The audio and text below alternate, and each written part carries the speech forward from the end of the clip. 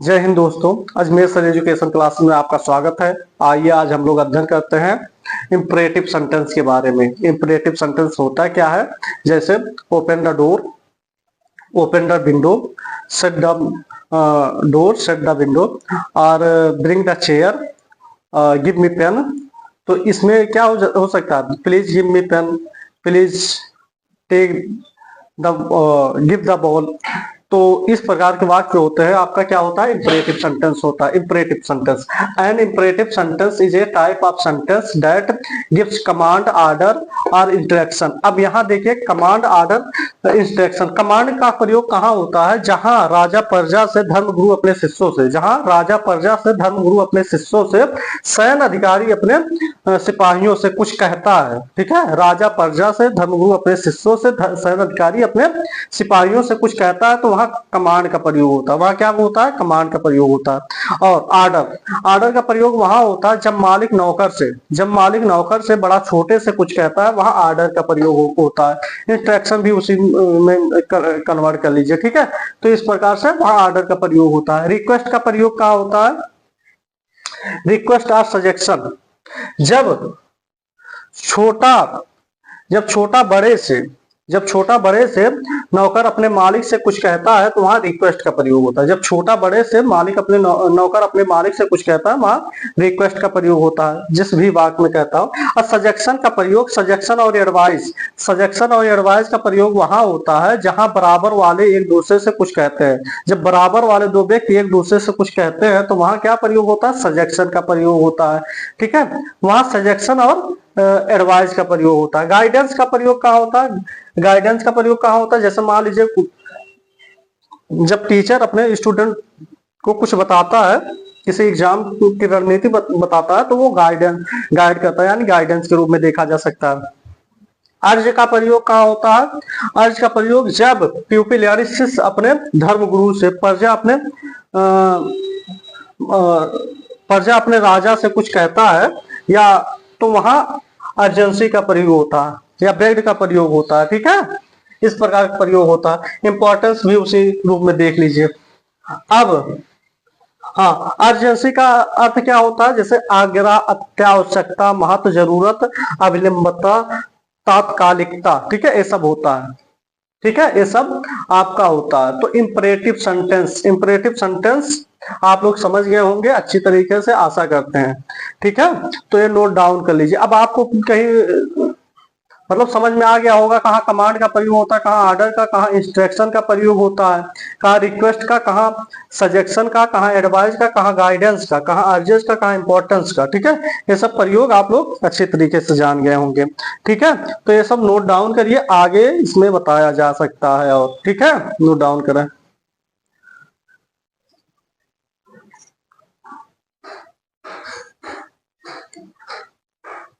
देखिए, अब imperative sentence का वो भाग आप लोग नोट कर चुके होंगे। अब यहाँ देखिए कैरेक्टरिस्टिक्स क्या होते हैं। इंपरेटिव सेंटेंस के कैरेक्टरिस्टिक्स क्या होता है? जैसे बिगिंस विथ ए वर्ब, मतलब कोई भी इंपरेटिव सेंटेंस जो है वर्ब से चालू होता है, क्योंकि हम पहले ही बता दिए कि सब्जेक्ट इसमें यूज सदैव छुपा होता है। ठीक है, इसलिए वह वर्ब से शुरू होता है। ठीक है, जो उसका वर्ब होता है उसे चालू हो जाता है। Begin with a verb usually in the base form. ठीक है, जो बेस फॉर्म होता है, तो वर्ब क्या होता है? उसका बेस फॉर्म होता है, उसी से वर्ब से वो चालू हो जाता है। ठीक है, फिर हाँ, फिर कह रहा है इंड्स विथ ए पीरियड। ठीक है, कह रहा है कि मतलब उस सेंटेंस का जो सेंटेंस होता है, वो मतलब उसका पीरियड जब इंड होता है, तो इंड होता है तो उसके अंत में या तो फुल स्टॉप लगता है, और एक्सक्लेमेशन मार्क या एक्सक्लेमेशन मार्क लगता है। ठीक है, कोई भी इंपरेटिव सेंटेंस जब खत्म होता है, तब उसके अंत में या तो फुल स्टॉप लगता है, या तो एक्सक्लेमेशन सिंबल लगता है। जैसे ओपन द डोर। ठीक है, एग्जाम्पल आप लोग लिख सकते हैं, ओपन द डोर,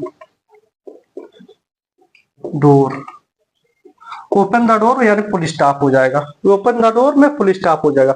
और एक्सक्लेमेशन लीव नाउ, ये देखिए लीव नाउ लिखा गया है, तो ये क्या होगा? लीव नाउ में एक्सक्लेमेशन सिंबल लगा है ना, ये देखिए डोर में फुल स्टॉप और लीव नाउ में एक्सक्लेमेशन सिंबल लगा है। तो यानी कि कोई भी इंपरेटिव सेंटेंस जब खत्म होगा, तो या तो फुल स्टॉप के साथ खत्म होगा, या जो है एक्सक्लेमेशन सिंबल के साथ खत्म होगा। ठीक है, उसके बाद देखिए तीसरा क्या कह रहा है, ऑफ्टन यूज वर्ड्स लाइक, सदैव उसमें या प्रायः उसमें वर्ड यूज होते हैं इस प्रकार से के जैसे कम, गो, टेक, गिव, ईटीसी।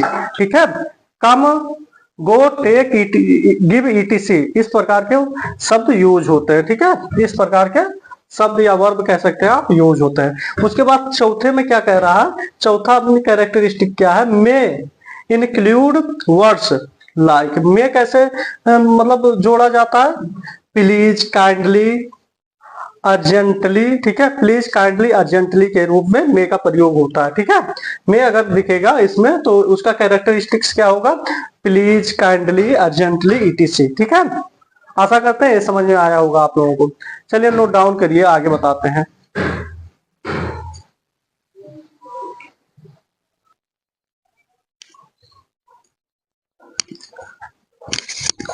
अब देखना है कि इंपरेटिव सेंटेंस के टाइप क्या होते हैं। ठीक है, इंपरेटिव सेंटेंस के टाइप क्या होते हैं, जैसे डायरेक्ट कमांड, कोई व्यक्ति डायरेक्ट कमांड देगा तो क्या हो जाएगा, लिव नाउ।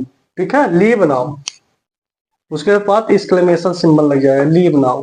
फिर यहाँ देखिए पोलाइट रिक्वेस्ट। ठीक है, पोलाइट रिक्वेस्ट कोई करेगा तो प्लीज के साथ वाक्य चालू हो जाएगा, प्लीज पास द साल्ट। ठीक है, प्लीज पास द साल्ट हो जाएगा। ठीक है, एडवाइस, कोई एडवाइस देगा तो क्या कहेगा, be careful on the road, be careful on the road. ठीक है, फिर वार्निंग, वार्निंग अगर कोई किसी को देना रहेगा तो क्या, do not touch the fire. ठीक है, do not touch the fire. फिर इनविटेशन, इनविटेशन देना रहेगा तो ज्वाइन अस फॉर डिनर। ठीक है, इनविटेशन के लिए ज्वाइन अस फॉर डिनर। ठीक है, तो यहाँ लीव नाउ तुरंत छोड़ दो हो जाएगा, प्लीज पास द साल्ट, कृपया नमक पकड़ाइए या पास करिए। Be careful on the road, road पे मतलब सावधानी पूर्वक रहें। Do not touch the fire, आग को मत टच करें या मना करता है, फॉरवर्ड कहता है। ठीक है, फिर ज्वाइन अस फॉर डिनर, हमें रात्रि के भोजन के लिए हमसे जुड़े या रात्रि के भोजन हमारे साथ करें, जो भी हो। ठीक है, इस प्रकार का ये वाक हो जाएगा। ठीक है, इस प्रकार का आपका वाक हो जाएगा। अब जान गए आप लोग कि टाइप्स क्या होते हैं। अब इसमें आप लोगों को कीवर्ड्स बताया जाएगा। ठीक है, कीवर्ड्स क्या होते हैं इसके। ठीक है, ये तो टाइप्स हो गए, इसके बाद कीवर्ड्स, तो नोट डाउन करें, उसके बाद कीवर्ड्स आपको बताए।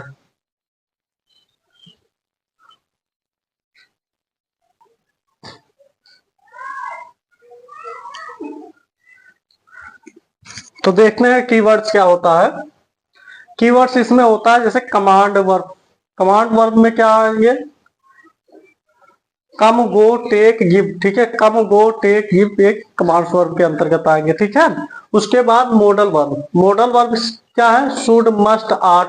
फिर एडवर्ब्स, एडवर्ब्स यानी क्विकली, केयरफुली, लाउडली, ये सब वाक्य में प्रयोग होंगे। ठीक है, क्या होते रहेंगे। एक कीवर्ड्स है जिसमें आ जाएंगे, आप पहचान जाएंगे कि इंपरेटिव सेंटेंस है। इंटरजेक्शन में क्या है, एग्जांपल में हरी अटेंशन। ठीक है, हरी अटेंशन इंटरजेक्शन में आ जाएगा। ठीक है, यानी कीवर्ड्स में अगर आप देखते हैं कि कहीं कमांड, कमांड अगर मतलब किसी भी वाक्य में गो, कम, गो, टेक, गिव देख करके आपको ये लगे कि कमांड दिया जा रहा है, ठीक है, कमांड दिया जा रहा है इस सेंटेंस में, तो वो जान लीजिएगा कि इंपरेटिव सेंटेंस है, क्योंकि कीवर्ड यहाँ दिया गया है। कहीं अगर model axillary must, should, must, art नजर आ जाए तो इंपरेटिव सेंटेंस हो जाएगा। ठीक है, कर्ता यू छिपा होना चाहिए, समझ रहे हैं। फिर आप एडवर्ब्स, एडवर्ब्स में क्विकली, केयरफुली, लाउडली प्रयोग हुआ हो, ठीक है, तो भी इंपरेटिव सेंटेंस आ जाएगा। इंटरजेक्शन जैसे हरी, अटेंशन, ये सब प्रयोग हुआ हो तब भी आपका क्या होगा, इंपरेटिव सेंटेंस। लेकिन ये जानना है ना, इंपरेटिव सेंटेंस में सदैव यू कर्ता छिपा रहेगा। ठीक है, ये जानते हुए आप लोगों को करना। एग्जाम्पल देख लीजिए, एग्जाम्पल में अब क्या कह रहा है, जैसे क्लोज द डोर, दरवाजा बंद कर दो, प्लीज हेल्प मी, कृपया हमारी मदद करें। Be quiet in the library, हाँ साइलेंस रहे, क्वाइट रहे, शांत रहे लाइब्रेरी में। Do not forget your phone, अपना फोन मत भूलिए। ठीक है, डू नॉट का फॉरवर्ड भी कर सकते हैं, ठीक है। फिर कम एंड सी मी, आओ मुझे देखो, ठीक है, इस प्रकार का वाक्य है। तो ये सब एग्जाम्पल है, ठीक है। आप लोगों को बता रहे हैं बार बार कि जो है इंपरेटिव सेंटेंस वह सेंटेंस होता है जिसमें यूज करता सदैव छिपा होता है, ठीक है। Imperative sentence as such sentence where subject you always hidden and some words are commanded order forward are given in this sentence, understood। चलिए ठीक है, आगे बताते हैं, इसे नोट डाउन कर लीजिए, ठीक है।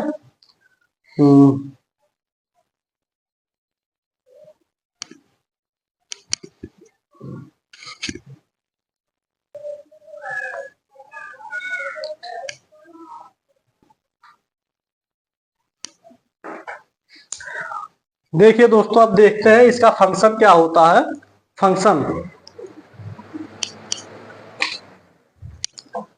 फंक्शन देखिए, जैसे फंक्शन में आपका डायरेक्ट एक्शन, फंक्शन में क्या होगा, डायरेक्ट एक्शन होगा। इंपरेटिव सेंटेंस में क्या होगा, डायरेक्ट एक्शन होगा, रिक्वेस्टिंग असिस्टेंस होगा, ठीक है, रिक्वेस्ट किया जाएगा तो रिक्वेस्टिंग असिस्टेंट होगा, अफेयरिंग गाइडेंस होगा, ठीक है, गाइडेंस भी होगा, अफेयरिंग गाइडेंस होगा कि ऑफर के साथ, एक्सप्रेसिंग अर्जेंसी होगा, ठीक है, एक्सप्रेसिंग अर्जेंसी होगा, कन्वेइंग इंपॉर्टेंस होगा, ठीक है, कन्वेइंग इंपॉर्टेंस होगा। ये आपका फंक्शन है, इतना आपका फंक्शन है किसमें, इंपरेटिव सेंटेंस में, ठीक है।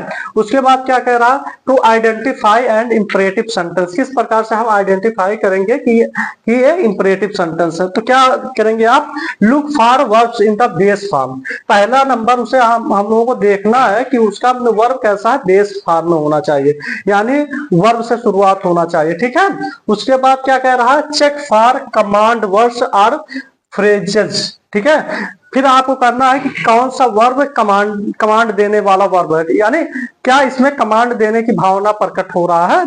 जो भी यहाँ मतलब वर्ड दिया गया है, क्या इसमें कहीं से ऐसा प्रतीत हो रहा है कि कमांड दिया जा रहा है, ठीक है। ये अगर पता चल गया तो ये पता चल जाएगा कि मतलब ये क्या है, इंपरेटिव सेंटेंस है। फिर consider the tone and contest, ठीक है, consider the tone and contest, इससे भी पता चल सकता है कि आपका ये क्या है, इंपरेटिव सेंटेंस है, आपका ये क्या है, इंपरेटिव सेंटेंस है, ठीक है। इतना आप लोग याद नोट कर चुके हैं। चलिए अब आप लोगों को रूल बताया जाएगा, ठीक है, अब आप लोगों को रूल भी बताया जाएगा। ये तो इतना आप लोग समझिए कि एक कम्पिटिटिव एग्जाम के लिए भी बेहद जरूरी है। आपका हाई स्कूल इंटर के लिए तो है, उसके बाद कंपटीशन एग्जाम के लिए भी आपका इंपॉर्टेंट है, ठीक है, इसलिए देखते रहिए। चलिए ठीक है, रूल लिखते हैं, इसे नोट डाउन कर लीजिए आप लोग।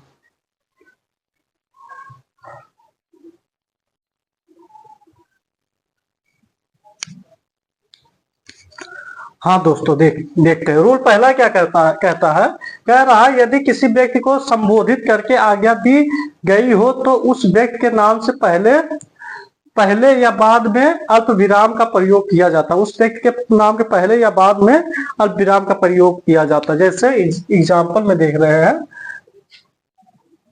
अमन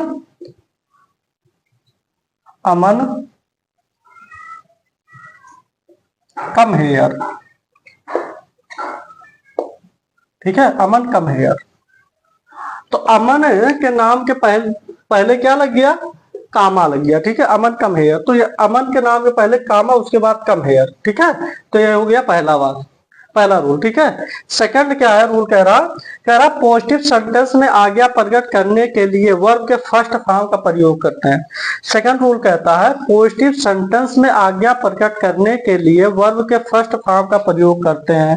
एग्जाम्पल में ओपन द डोर नाउ, ठीक है, जैसे क्या हो जाएगा, ओपन द डोर नाउ, ठीक है, दरवाजा अभी खोलो।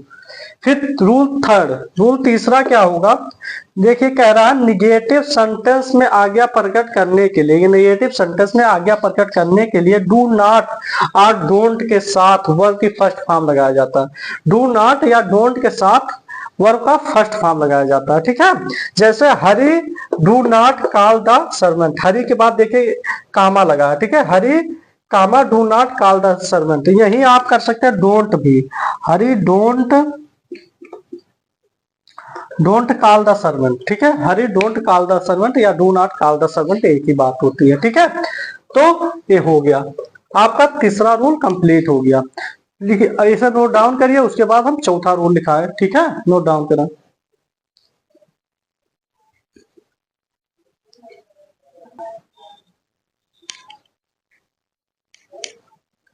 चलिए चौथा रूल देखते हैं हम लोग।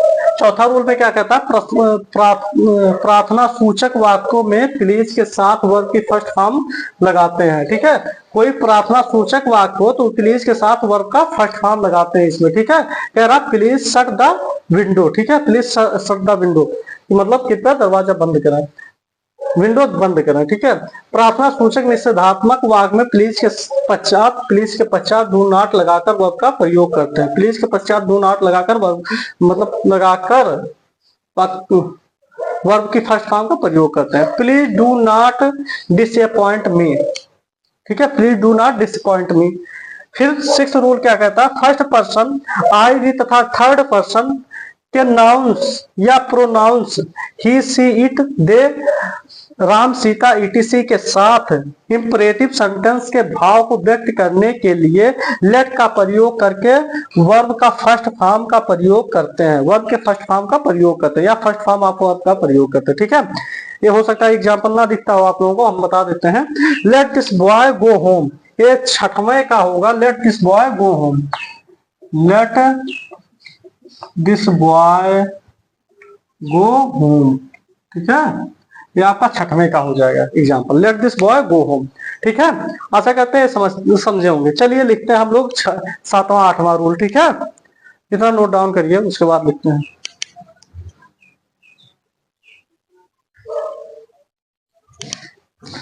अब दोस्तों देखिए सातवां रूल क्या होता है, निगेटिव वाक्यों में डू नॉट का प्रयोग लेट से पहले करते हैं, ठीक है। अगर निगेटिव सेंटेंस हो या वाक्य हो जिसमें लेट का प्रयोग भी हो तो उसमें डू नॉट का प्रयोग लेट से पहले करते हैं। जैसे एग्जांपल देख लीजिए, do not let this patient sleep, do not let this patient sleep, ठीक है।